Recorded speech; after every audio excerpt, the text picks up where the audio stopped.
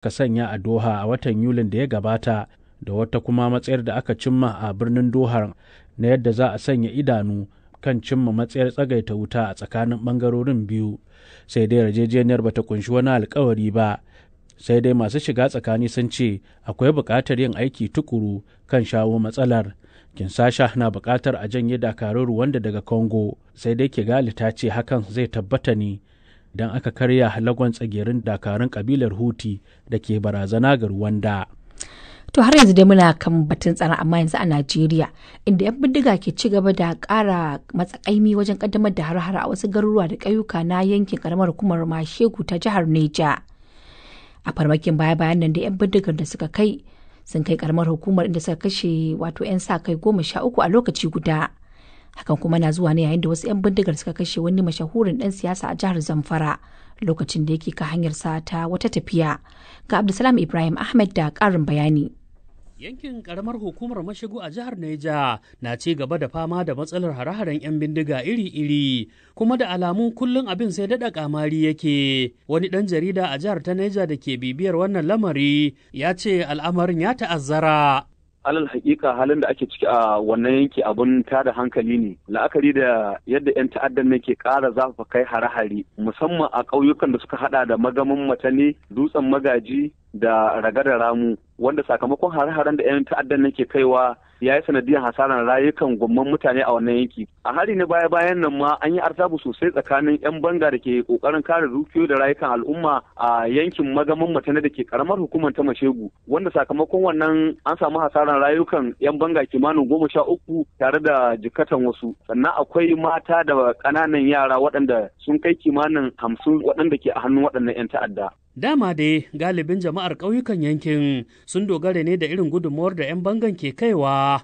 Domin su ne duk lokacin da aka ji labarin fitowar waɗannan 'yan ta'adda za su kawo hari, 'yan bangan kan je su tarbe su da rana da daddare da kusan kowane lokaci aka nemi gudunmawarsu. Diba da galibin ƙauyukan suna da nisa tsakaninsu da manyan garuruwan ko inda manyan jami'an tsaro suke waɗanda za su iya kawo ɗauki. To ya kamarin hare-haren da waɗannan 'yan bindiga ke kaiwa? A hali yanzu dai an kai tsawon kimanin wata 3 kenan ko wuce haka wannan yanki na fama da hare-haren 'yan ta'adda, musamman idan suka fito daga bangaren Zamfara suka shigo cikin jihar Niger sukan shiga ƙananan hukumomi da dama, wadda ita karamar hukumar Mashegun na daga cikin ƙananan hukumomin da ke a yankin Niger ta Arewa da waɗannan hare-haren 'yan bindigan ke addaba. Hare-haren da waɗannan 'yan ta'adda ke kaiwa ya sa ala dole mazauna ƙauyukan sun ba waɗannan ƙauyukan nasu domin yin gudun hijira domin tsira da rayukansu. Dangane da matakan da ake bi don shawo kan wannan matsala kuwa, shugaban karamar hukumar ta Mashegu, Honorable Umar Jibrin Igade, ya ce ba a yi kwance da sirdi ba. Dama dai 'yan bangan namu da su muke amfani da su muke alfahari. Akwai abubuwan da suka faru a baya a wani wuri ana ce mashi Ibi Forest. To Allah da ikon shi mun samu tallafi na sojojin sama sun yi mana aiki kuma an samu sauki. Gaskiya muna buƙatar gwamnatin tarayya ta kawo mana ɗaukin gaggawa. A jihar Zamfara mai makwabtaka da jihar Niger kuwa yanzu haka ana nan ana zaman makokin rasuwar Honorable Umar Sarkin Fada Moriki, wani fitaccen ɗan siyasa wanda 'yan bindiga suka yi wa kisan gilla a jiya. Kuma Honorable Mubarak Lawal ɗan marigayin na 3 ya shaida mana abin da ya auku. Da safe ya tashi zai je Kano bisa hanya, idan ka bar dan doto akwai wani gari da ake ce Hejan Maza, ya zo nan bisa hanya yana tafiya sai barayi suka bude mashi wuta. To da suka bude mashi wuta har ya juya wajen ya sa bas giya sai ta shiga gari. To lokacin yana kokarin ya taka motar, ashe akwai wasu da suka kwanta gefe sai suka taso mashi suka harbe shi a kirji suka harbe shi. Ko da mutane suka zo sun tattara motoci, mutum 4 suka kashe, wasu sun cere kuma sun kwace wasu sun tafi da su. Aukuwar wannan lamari dai na ƙara fito da irin yadda matsalar tsaro ke ci gaba da kamari a wasu wurare na yankin arewacin Najeriya. Matsalar da ke matuƙar buƙatar hukumomi da sauran masu ruwa da tsaki su ƙara matsakaimi wajen shawo kanta. Abdulsalam Ibrahim Ahmed, sashen Hausa na BBC daga Abujan, Najeriya. To daga batun tsaro a Najeriya sai kuma na siyasa, inda jam'iyyar PDP ta zaɓi barista Kabiru Tanimu Turaki a matsayin sabon shugabanta a yayin babban taron jam'iyyar na ƙasa da aka gudanar a Ibadan babban birnin Oyo. PDP ta ce barista Kabiru Tanimu Turaki ya yi nasara a zaben ne da ƙuri'u sama da 1,500, inda wakilai delegates 3,131 suka halarta. Hakan da yana zuwa ne yayin da jam'iyyar ta PDP ta dakatar da Wike da wasu jigajigan jam'iyyar inda a bangare guda kuma gwamnonin Adamawa da na Plateau suka kalubalanci matakin, suna masu cewa matakin ka iya rura wutar rikicin da jam'iyyar ke ciki. Ga rahoton Khalifa Shehu Dokaji.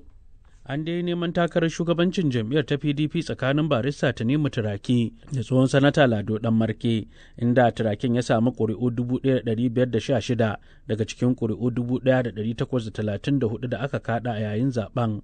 A kujeru biyu ne dai aka fafata a yayin zaben, yayin da kuma sauran kujerun aka yi maslaha tsakanin 'yan takarar, wanda daga bisani aka kira wakilai wato delegates daga jihohi, inda suka kada ƙuri'unsu kamar yadda dokar hukumar zaben Najeriya ta tanada. Sanata Umar Tsauri ɗaya ne daga cikin 'yan kwamitin amintattun jam'iyyar ta PDP. An zaɓi shugabannin jam'iyyar PDP sabbi waɗanda su za su riƙe wannan jam'iyya har zuwa shekara 4 masu zuwa in Allah ya yarda. Yau sabon shugaban jam'iyyar PDP shine barista Kabiru Tanimu Turaki. To kamar mutum nawa ne suka fito neman shugabancin jam'iyyar? Mutane guda biyu ne, da sanata Yakubu Lado da shi Kabiru Tanimu.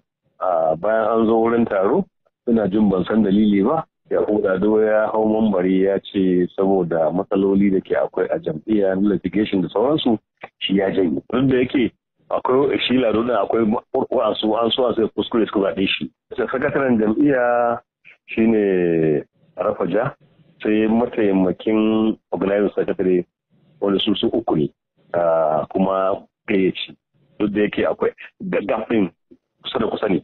Sai dai tun gabanin fara gudanar da zaben da Tanimu Turakin ya yi nasara, jam'iyyar ta PDP ta sanar da korar ministan Abuja Nyesom Wike da kuma ƙarin wasu jigajigan jam'iyyar kan zargin yi wa jam'iyyar zagon ƙasa. Sanata Umar Tsauri ya yi ƙarin bayanin dalilinsa na ɗaukar wannan mataki. Abu ne wanda aka daɗe ana jira, akwai abin da ake cewa motion, to sai aka yi magana cewa an expelling Wike da Fayoshe da Anyawu da wa'ansu mutane su 8. Kusan ina jin shi ne wanda ya ɗauka hankalin kowa don kusan kowa ya amince.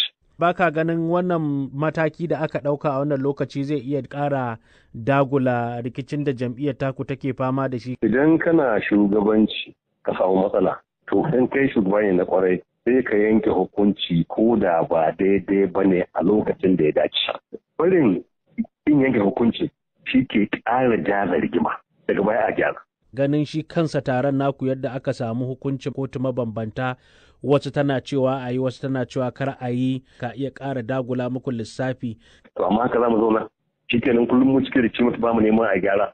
Kuma an samu shugabanni wa'anda aikinsu da